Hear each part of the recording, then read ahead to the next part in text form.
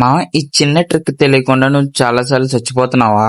చలో లక్కిస్తారని నేను ఈ రోజు నుంచి మీకు డైలీ రీల్స్ అయితే అప్లోడ్ చేస్తా. ఇప్పుడే ఛానల్ ని సబ్స్క్రైబ్ చేసుకో.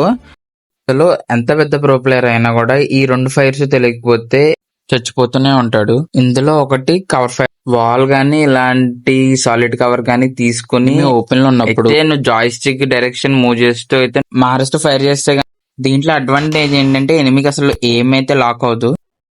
అండ్ రెండోది వచ్చేసి చాలా ఇంపార్టెంట్ అన్నమాట, గ్లిచ్ ఫైర్. ఇది వస్తే కనుక నువ్వు ఎనిమిని ఈజీగా డిఫీట్ చేయగలవు డార్లింగ్, అది కూడా ఎనిమికి కనబడకుండా. అదే ముందుగా నువ్వు ఒక సాలిడ్ కవర్ అయితే తీసుకోవాలి. ముఖ్యంగా రైట్ సైడ్ కి ఫైర్ ఉండేలా చూసుకో, ఎందుకంటే నువ్వు గ్లిచ్ పెట్టేది రైట్ సైడే కాబట్టి.